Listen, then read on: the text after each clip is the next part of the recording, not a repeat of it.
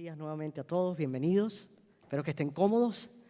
Hoy vamos a continuar con la serie que hemos venido estudiando, una serie que hemos llamado Fe Funcional, y es una serie que se basa en un estudio del libro de Santiago. El día de hoy vamos a estar explorando el libro de Santiago y vamos a estar hablando sobre la fe funcional y tu testimonio. Y hablando de testimonio, ¿conoces a alguna persona hipócrita? Hay hipócritas en todas partes. Aquí en la iglesia dicen la gente, hay muchos. Yo siempre les digo, bueno, bien, hay espacio siempre para alguien más.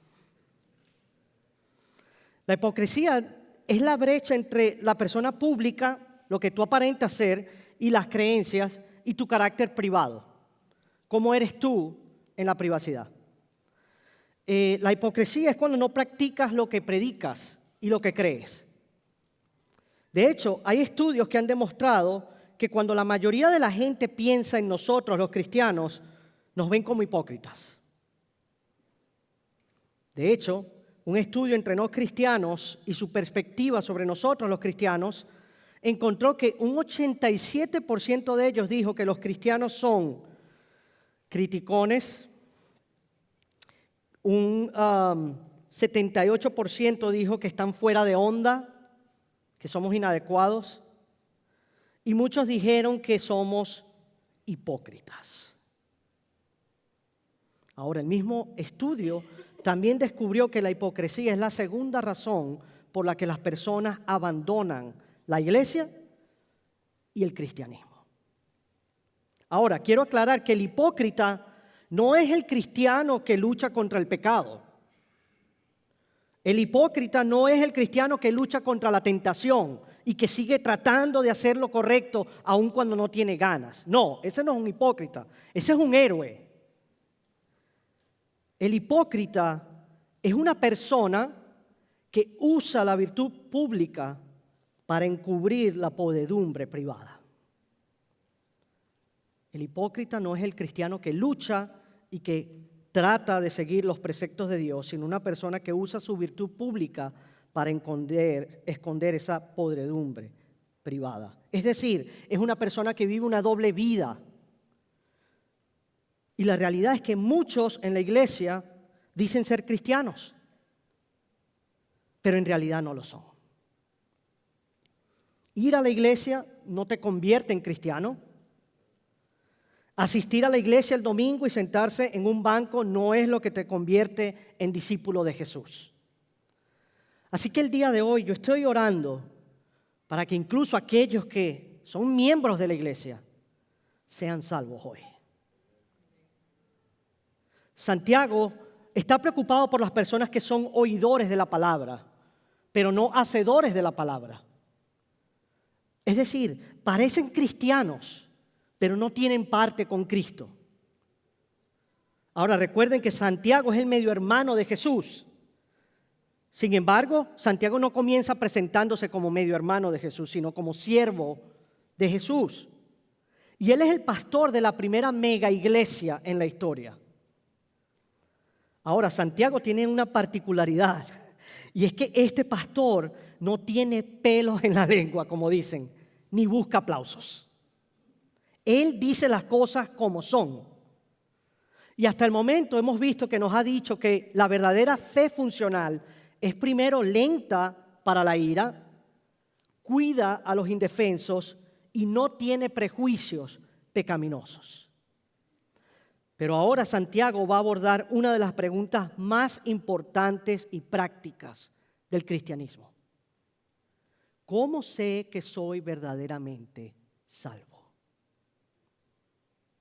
¿Cómo puedo saber que soy verdaderamente salvo? Y lo que Santiago nos enseña es que hay una diferencia entre la fe falsa y la fe verdadera. Santiago nos enseña que la fe falsa está muerta y es demoníaca, mientras que la fe verdadera es viva y dinámica. Así que vamos a ver esos puntos rápidamente. Nuestro primer punto, vamos a hablar sobre la fe muerta. La profesión de fe sin acciones de fe. versículos 14 al 17. Santiago comienza nuevamente como es él. ¿De qué sirve, hermanos? ¿De qué sirve, hermanos míos? Nuevamente nos recuerda que somos hermanos en Cristo. Nos recuerda nuestra identidad antes de decirnos qué hacer. Y por eso sabemos que está escribiendo a una audiencia cristiana. Nos está hablando a ti y a mí el día de hoy. Y antes de que Santiago pase a la siguiente fase, él plantea dos preguntas retóricas. ¿De qué sirve decir que uno tiene fe, pero no tienes acciones que las respalden? ¿De qué sirve? ¿Acaso puede esa clase de fe salvarte eternamente? La respuesta es no. Santiago ahora está diciendo que hay un tipo de fe que en realidad no es fe en absoluto. Por lo cual, profesar la fe no es necesariamente una fe salvadora. Como verán, mucha gente habla del cielo, pero lamentablemente no van al cielo. Santiago, sin embargo, no nos está diciendo que somos salvos por la fe y las obras, sino que la fe y las obras son inseparables. La Biblia, si ustedes se fijan, no habla de una fe infructuosa, sin acciones. La Biblia no conoce de eso. Ahora, la fe precede a las acciones, pero nuestras acciones surgen naturalmente de una fe genuina.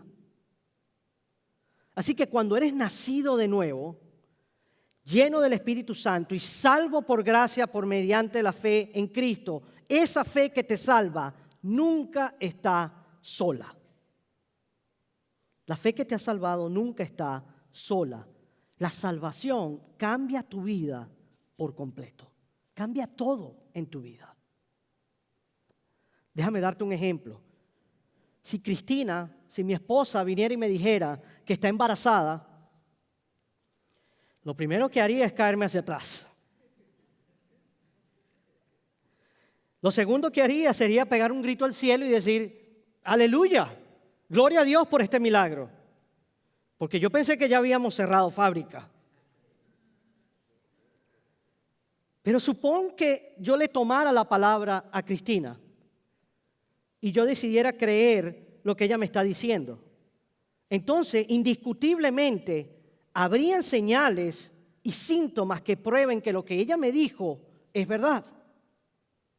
Como por ejemplo, ella estaría cansada, ella estaría enferma, ella tendría en un momento una pancita de bebé, yo sentiría al bebé moviéndose en su vientre, ella tendría antojos de diferentes comidas, estaría yo corriendo a la medianoche a la tienda a buscarle algo que me ha pedido y eventualmente tendríamos a un bebé que probaría que lo que ella me dijo es verdad. El punto es que si estás embarazada del Evangelio, si estás impregnado del Evangelio y la fe salvadora, eso va a ser evidente en tu vida. Se va a mostrar. Fíjate otro ejemplo. Supón que un hermano llegara tarde a la iglesia. Un hermano llega tarde a la iglesia y no llegó a tiempo para dirigir el culto. Ahora, nosotros siempre tenemos la excusa, bueno, es que somos hispanos. Pero recuerden, antes de hispanos somos cristianos. Y el servicio comienza a las 11:30. Pero este hermano no llegó a tiempo al servicio. Así que no pudo dirigir el culto. Y luego imagínense que al final del servicio yo me le acerque y le pregunte, hey, oye, ¿estás bien? ¿Qué pasó? Y entonces venga este hermano y me responda, no fue nada malo. Tranquilo, pastor. Solo iba caminando a revisar el correo a mi casa antes de ir a la iglesia y vino un enorme camión y me atropelló. Pero no pasa nada. Tranquilo, ya estoy aquí, estoy bien. Ahora, si yo lo estoy viendo y estás aquí y se ve totalmente normal, yo le diría, hermano, perdóname, pero yo no creo que eso haya sucedido. Porque si te hubiese pasado eso, tú te verías hoy distinto. o estarías cojeando, o estarías en el hospital, o probablemente estarías 6 metros bajo tierra. Yo no creo que eso haya sucedido. El punto es que esa fe salvadora va a ser evidente en tu vida. Y Santiago nos dice en los versículos 15 y 16 que esa verdadera fe se demuestra en el amor a Dios y en el amor a los demás. Y de hecho, Santiago es tan práctico que él nos da una ilustración. Fíjate en la ilustración que nos da Santiago. Nos dice, supón que ves a una familia de la iglesia afuera. Piensa en ese hermano tuyo, en esa familia que tanto quieres, o tal vez algún otro hermano de la iglesia que no conoces muy bien. Y tú vas saliendo y están allí sentados en el suelo, se ven exhaustos, están sucios, ves que los niños están llorando, ves que te dicen que tienen hambre, puedes ver claramente que están necesitados. Pero entonces vienes tú y le dices, hey, hola, qué alegría verlos, espero que estén bien, orando por ustedes, tranquilo, las cosas van a mejorar, ustedes solo resistan, permanezcan en el Señor, caliéntense y sáciense, Dios es bueno. Pero luego te das la vuelta y sigues adelante y no lo ayudas en nada. Santiago te pregunta, ¿de qué sirve eso? ¿De qué sirve? Tus acciones están gritando que no te importan. No importa lo que digas de la boca hacia afuera. Tus acciones hablan mucho más que tus palabras. Y tus acciones le están diciendo, en realidad no me importas. Lo que Santiago nos está queriendo decir es que de nada sirven estos buenos deseos para los hambrientos. De nada sirven estos buenos deseos para la gente que está sufriendo. Sentir los sentimientos sin hacer nada al respecto no sirve de nada, es lo que nos está diciendo Santiago. Porque el amor no es solo un sentimiento. El amor tiene sentimientos, pero esos sentimientos siempre conducen a acciones. El amor, mis hermanos, no es sino un verbo. Siempre está activo, siempre está actuando. Y Dios no nos amó con buenos deseos. Dios no se paró allá arriba y dijo, oh, ¿cómo me gustaría salvar a este pueblo? Dios nos salvó con acciones. Él actuó primero y nos salvó a nosotros. Así que Santiago nos dice que la fe salvadora actúa y da como resultado una vida de amor. Menos palabras y más acciones. ¿De qué sirve decir que soy seguidor de Jesús, pero luego no seguirlo a ningún lado, no amar a los demás, no preocuparme por los que sufren y no querer hablarle a nadie de Él? ¿De qué sirve? La fe, que es solo palabras o sentimientos cálidos, sentimientos buenos, no sirve de nada. Santiago nos dice, está muerta. Puedes ser sincero, puedes ser muy sincero, pero tu sinceridad no le sirve a nadie y tampoco te salvará. En el versículo 17, Santiago continúa y nos dice, la fe por sí misma, si no tiene obras, si no tiene acciones, está muerta. Es decir, el ser precede al hacer. ¿Me explico? Nuestra actividad, lo que nosotros hacemos, nuestras buenas acciones, nuestras obras, no nos hacen justos delante de Dios. Pero donde no hay obras, donde no hay acción, no hay vida. Entonces, una fe que no muestra acciones no tiene vida, está muerta. Dean Inserra dijo en algún momento, los autoproclamados cristianos que adoran a un Dios que no exige abnegación, piedad, ni obediencia, ni sumisión, ni rendición, no están adorando al Dios de la Biblia. No importa cuánto afirmen que aman a Jesús. Así que, hermanos, la fe que no tiene acción está muerta. La fe no es un sustantivo, sino un verbo. Tienes que hacer algo con ella. Y eso nos lleva al segundo punto. Así como hay una fe muerta, también hay esa fe demoníaca. Punto número 2. Y es ese tipo de fe que tiene un conocimiento intelectual sin una transformación real del corazón. Versículo 18. Pero alguien dirá, dice Santiago, alguien vendrá y dirá, como ustedes saben, la gente siempre tiene objeciones. Siempre vienen y te dicen algo. Entonces alguien dirá, tú tienes fe y yo tengo obras. ¿Cuál es el problema? Pero, espera un momento, Santiago. No todos somos iguales, Santiago. Algunas personas tienen muchas obras, otros tienen mucha fe. Nosotros diríamos eso. Dios ha dado a todas las personas de manera diferente. Entonces algunas personas son introvertidas, otras son extrovertidas. No le puedes pedir a todo el mundo que actúe. No seas demasiado duro. La gente necesita tiempo. Pero Santiago responde rotundamente a esos que vienen y objetan.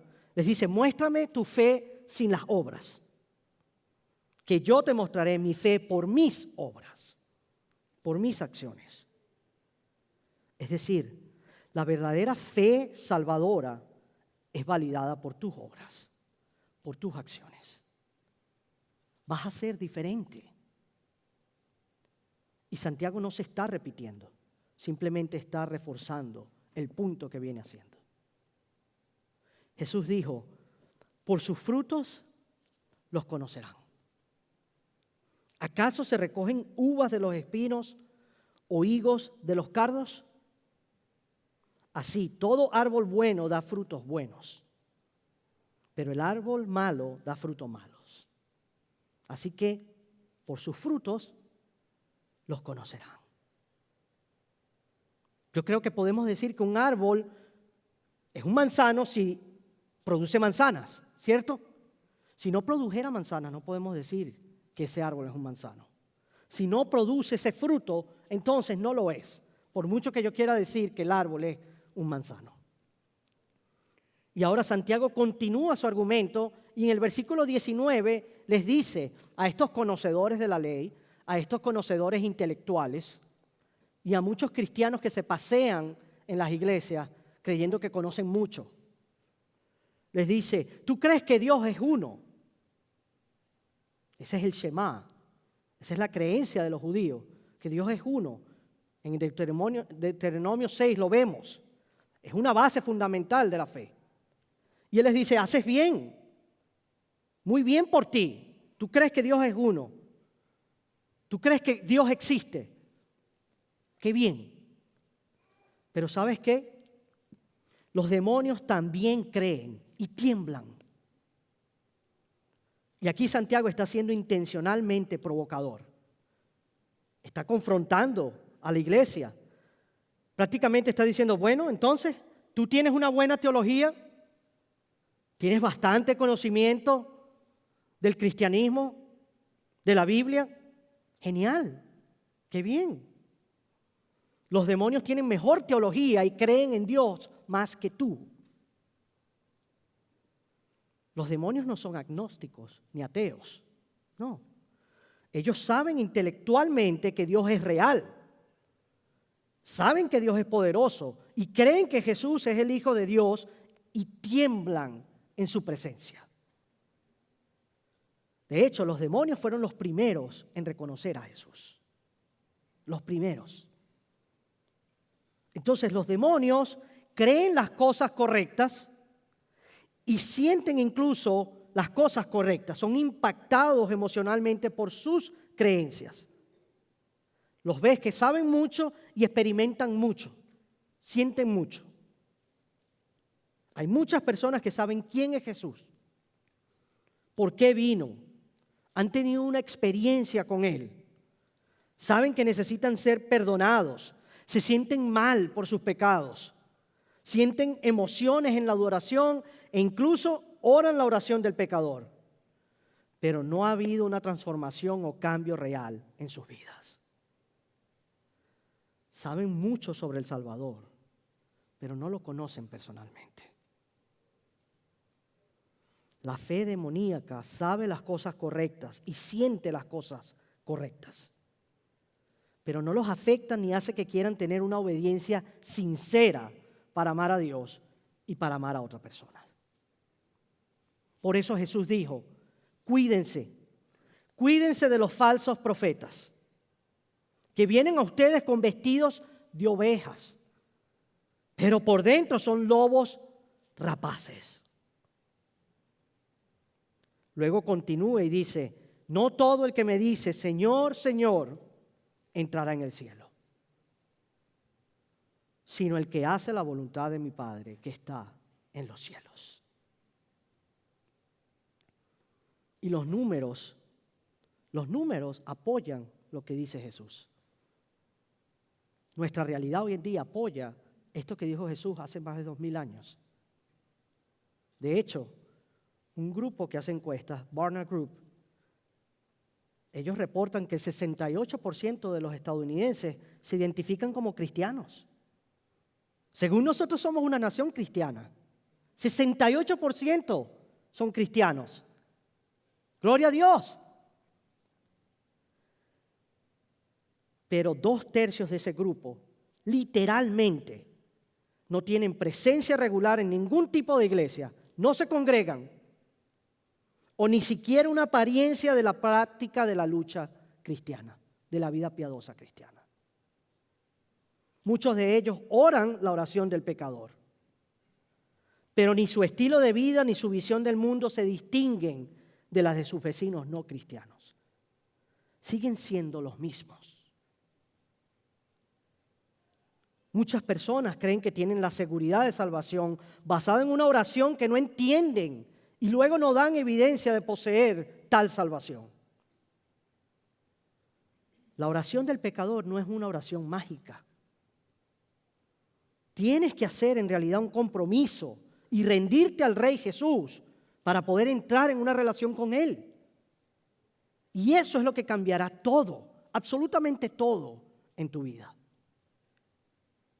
Hacer una oración, leer la Biblia, orar cuando sientes que tienes ganas, asistir a la iglesia, dar algo de dinero, sentirte mal por tus errores, sentirte culpable, o ser una persona muy buena moralmente, no van a ser suficientes el día del juicio. No te bastará. Lo importante es si realmente conoces a Jesús. Y aún más importante, si Jesús realmente te conoce a ti. Y si tu vida refleja que se ha producido una transformación del corazón. La fe sin obras es simplemente inútil. Pero existe una fe verdadera, una fe dinámica.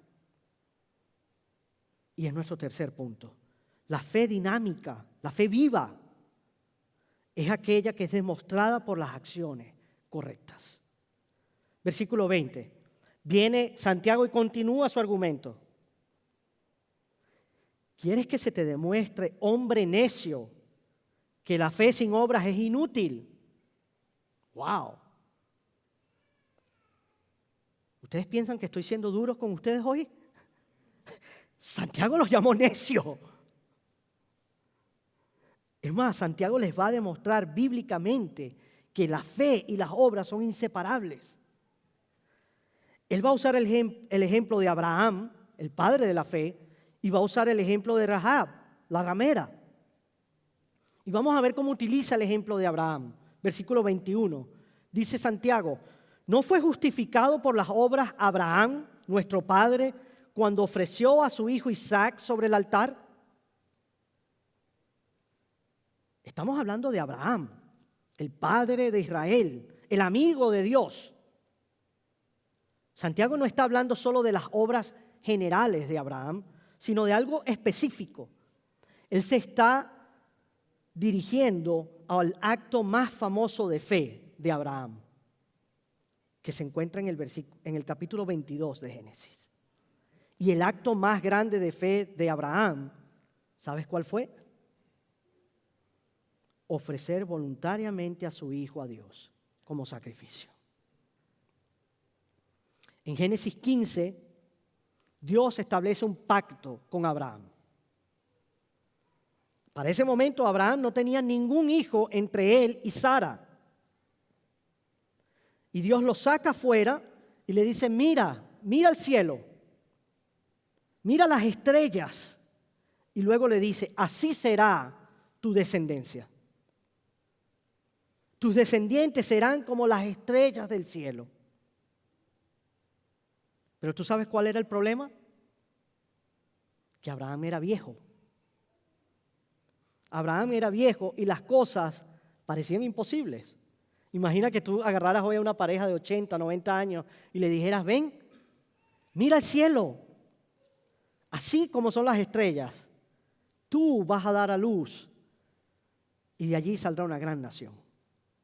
Parecía para el hombre imposible, hasta ridículo. Era una locura. Pero la Biblia dice en Génesis 15:6 que Abraham creyó en el Señor y por eso se le reconoció por justicia. Así que nos dice Santiago en los versículos 22 y 23 que la fe de Abraham actuaba juntamente con sus obras, con sus acciones y como resultado de sus acciones. Entonces, Abraham demostró que su fe era real cuando actuó sobre esa fe 30 años después. Es decir, primero Abraham creyó en el Señor, que él sería padre de un hijo de la promesa y que de allí saldría una nación. Pero él no tuvo que demostrar su fe sino hasta casi 30 años después, cuando le tocó sacrificar a su hijo. Y no solo conocía a Abraham a Dios, sino que conocía a Dios como su amigo. Era el amigo de Dios.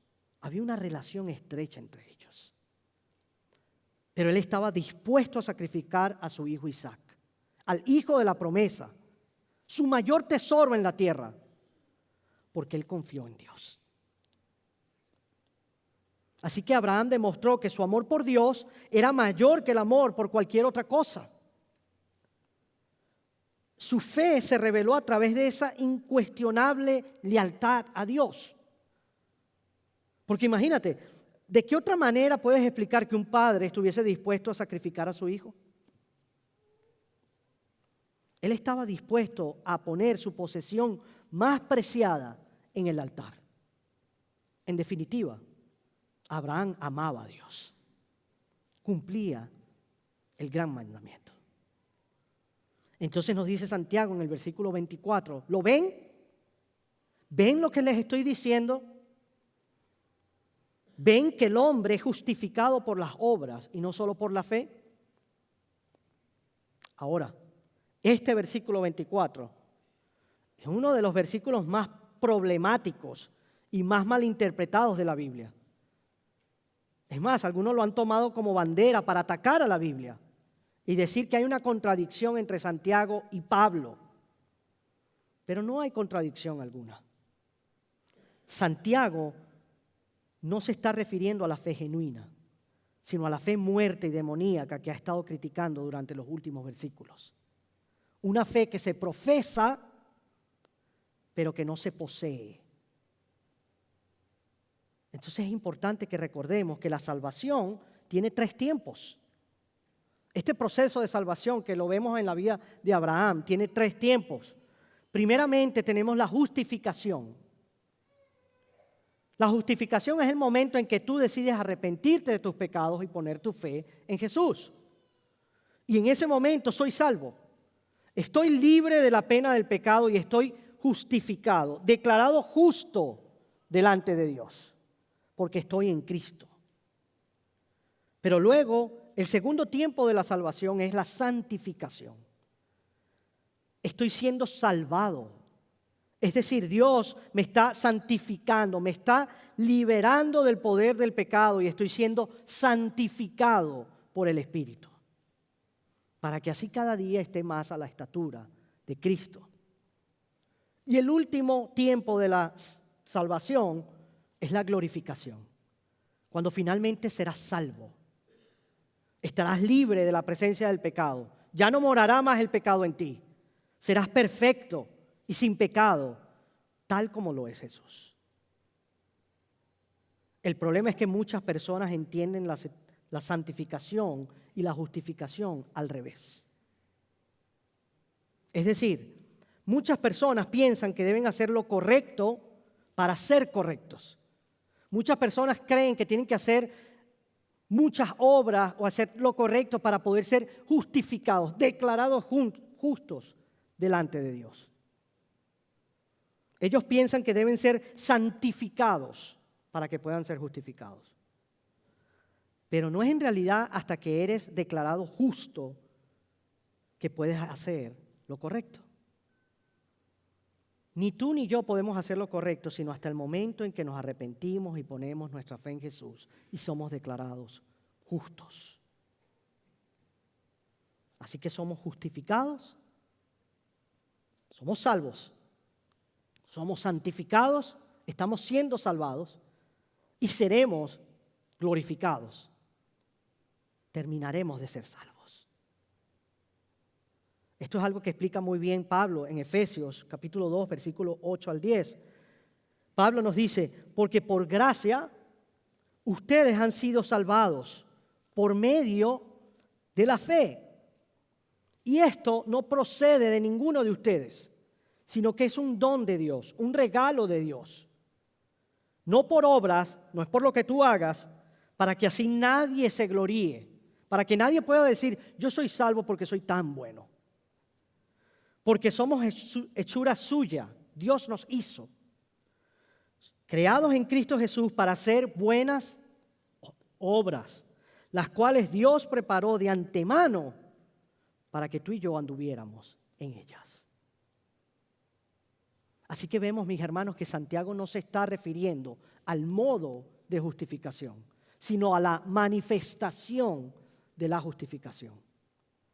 Así como Pablo afirma que las personas son justificadas solo por gracia, por medio de la fe, Santiago afirma que nadie puede ser considerado justificado, salvo, si no tiene buenas obras.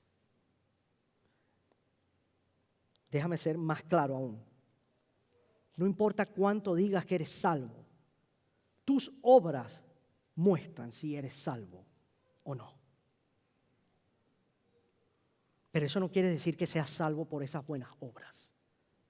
No eres salvo por buenas acciones, por buenas obras. Eres salvo por la obra consumada de Cristo. Pero eres salvo para hacer buenas obras, porque Dios ya las había preparado de antemano. Así que debido a la obra de Cristo en la cruz, debemos ponernos a trabajar. Porque si se fijan, todos los héroes de la fe en Hebreos 11, ellos hicieron algo. Su fe se manifestó en acciones. Por eso están en el Hall de la Fama. Por eso están allí en el Salón de los Héroes de la Fe. Y luego Santiago nos pone un segundo ejemplo, por si todavía no estamos seguros. El ejemplo de Rahab, versículo 25. Dice, y de la misma manera, ¿no fue la ramera Rahab también justificada por las buenas obras cuando recibió a los mensajeros y los envió por otro camino? Esta mujer oyó hablar de Dios, confió en Dios, puso en peligro su propia vida por amor al pueblo de Dios. Ella protegió al pueblo de Dios con su fe. Y así esta mujer demostró que su fe era verdadera por lo que hizo. Así que Santiago defiende la realidad viva y fructífera de la verdadera fe salvadora. Sus dos ejemplos son el primero y el segundo gran mandamiento. Abraham amaba a Dios más que Isaac. Amaba a Dios sobre todas las cosas. La fe siempre produce un amor por Dios y por otras personas. Cambia tu corazón y tu vida para siempre. Abraham amaba a Dios por sobre todas las cosas y Rahab amó al pueblo, a su prójimo, más que a su propia vida. Y de esa manera demostraron que su fe era verdadera. ¿Estás dispuesto a poner lo más preciado de tu vida en el altar porque crees en Dios y lo amas más que a esas cosas? ¿Estás dispuesto a sacrificarte en amor por los demás? Porque Abraham ni Rahab eran personas perfectas. De hecho, si ves sus historias, sus vidas eran un desastre. Pero cuando ellos creyeron verdaderamente en Dios, fueron declarados justos. Se le atribuyó justicia. Y entonces Abraham fue llamado amigo de Dios. Y Rahab, imagínate, Rahab pertenece al linaje de nuestro Señor Jesucristo. Ambos, los dos, por fe, creyeron en Dios. Y la evidencia de su fe es que actuaron conforme a lo que creían. Así que la fe, mis hermanos, la fe funcional actúa, no está muerta. ¿Por qué? Nos dice Santiago en el versículo 26. Porque así como el cuerpo sin el espíritu está muerto, así también la fe sin las obras está muerta. Un cuerpo sin espíritu es un cadáver. La palabra nos enseña que somos cuerpo y espíritu. Y el único momento en que tú puedes separar el cuerpo y el espíritu es cuando has muerto. No hay ninguna otra manera de hacerlo. Solo cuando has muerto puedes separar el cuerpo del espíritu. Es decir, el cuerpo y el espíritu están entrelazados. No hay manera de separarlos. De esa misma manera, dice Santiago, la fe sin obras está muerta, sin vida, vacía. Es inútil por fuera y es muerta por dentro. Está desprovista de esa gracia de Dios y de la vida de Dios. Puede parecer viva, pero está muerta por dentro. Si vas a un funeral y ves allí a un hombre en el ataúd, puede parecer que el hombre se ve muy lindo, está bien arreglado, y puede parecer que está muy bien por fuera, pero la realidad es que está muerto. No se mueve, no respira, no hace nada que muestre señales de que está vivo. ¿Por qué? Porque está muerto. Tienes que estar vivo para actuar como si estuvieras vivo. Y si no estás mostrando señales de vida espiritual, entonces estás espiritualmente muerto. Hablar es muy fácil. La fe sin acción es una fe muerta. La fe sin obras no tiene valor. Y Santiago no está diciendo, añade algunas obras y estarás bien. O simplemente haz más, esfuérzate más, sé mejor y así vas a estar bien con Dios. Eso es legalismo, eso no es el evangelio. Nuestras obras no nos salvan, como dijimos, sino las obras y la gracia de Jesucristo. Pero Santiago sí nos está advirtiendo algo. Santiago, escucha bien, nos está advirtiendo que no estemos tan cerca de Jesús, pero tan lejos de la salvación. En Mateo 26, en los versículos 20 al 25, vemos que Jesús lleva a los discípulos al aposento alto para la Pascua y la Cena del Señor. Y antes de empezar, Jesús les da una noticia, si se quiere, soltó una bomba. Allí, cuando están justo a punto de comer, Él les dice, uno de ustedes me va a traicionar. Todos se quedaron impactados. Comenzaron a verse unos a otros y se preguntaban, ¿acaso soy yo, Señor? 11 de ellos dijeron, ¿acaso soy yo, Señor? Pero hubo uno que miró a Jesús y dijo, ¿acaso soy yo, Rabí? Judas miró a Jesús y le dijo, ¿acaso soy yo, Maestro?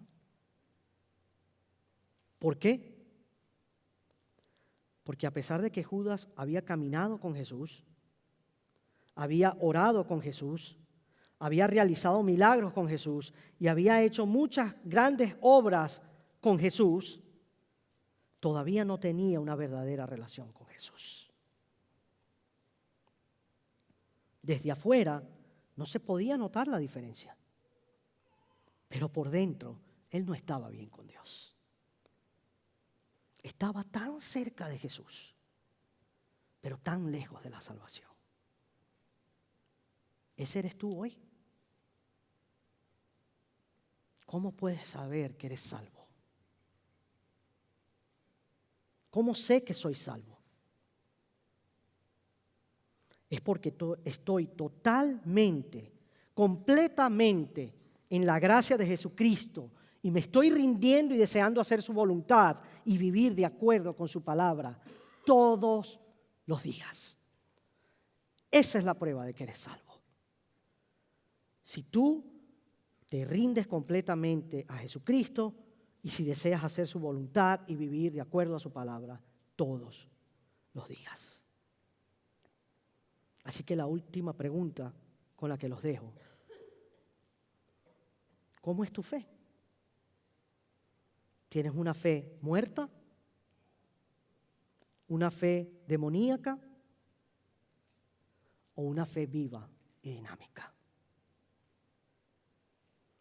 Allí donde se encuentra, vamos a cerrar los ojos y reflexionar mientras invitamos al grupo de alabanza.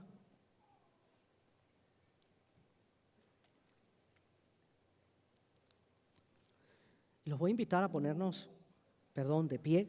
Vamos a cerrar en oración y luego vamos a extender una invitación para todo aquel que quiera responder.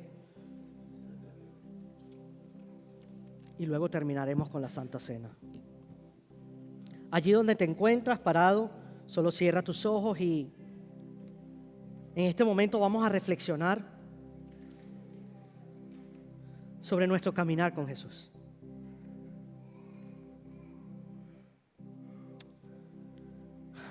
Es muy fácil venir a la iglesia, pensar que estamos haciendo todas las cosas correctas. Es muy fácil aprender a hablar el idioma cristiano, actuar como los cristianos, sin realmente estar salvo. Yo no quiero que hoy te vayas con esa duda a casa. Yo quiero que si tú no estás completamente seguro de que eres salvo, el día de hoy tú salgas por esa puerta sabiendo, soy salvo, soy amado por Jesucristo. Así que si el día de hoy tú sientes que Dios te está llamando a hacer eso, allí donde te encuentras con tus ojos cerrados, puedes orar y decir, Señor, perdóname, me he rebelado contra ti. He vivido, Señor, conforme a mis maneras. He querido hacer lo que me da la gana. He pecado, Señor, te he fallado. Y el día de hoy quiero estar bien contigo, mi Señor. Así que hoy aquí me arrepiento de mis pecados y decido poner mi fe solo en ti, Jesús, quien vivió una vida perfecta por mí, murió por mí, resucitó por mí y venciste la muerte para siempre. En este día yo hoy dejo mi vida anterior atrás y me comprometo a vivir para ti el resto de mis días. No hago esta oración, Señor, como por arte de magia, sino que hoy me comprometo de corazón, Señor, arrepintiéndome y poniendo mi fe en ti, a seguir tus pasos todos los días de mi vida. Y esa en tu nombre, Señor, que oro. Amén. si tú has hecho esa oración en estos momentos, todos aún con la cabeza agachada y los ojos cerrados, si hoy has hecho por primera vez este compromiso, si hoy por primera vez has decidido arrepentirte de tus pecados y poner tu fe en Jesús, ¿levantarías la mano? Veo manos levantadas. Amén. Amén. Amén. Ahora quiero pedirte otro favor. ¿Pasarías acá adelante para que yo ore por ti?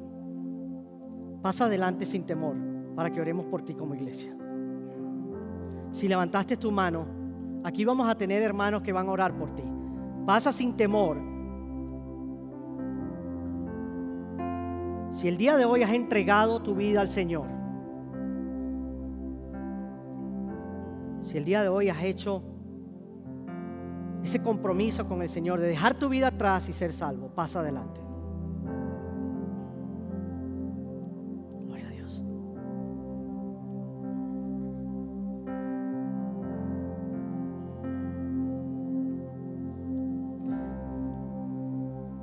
Padre, damos gracias, Señor, por tu palabra, Señor, que es infalible.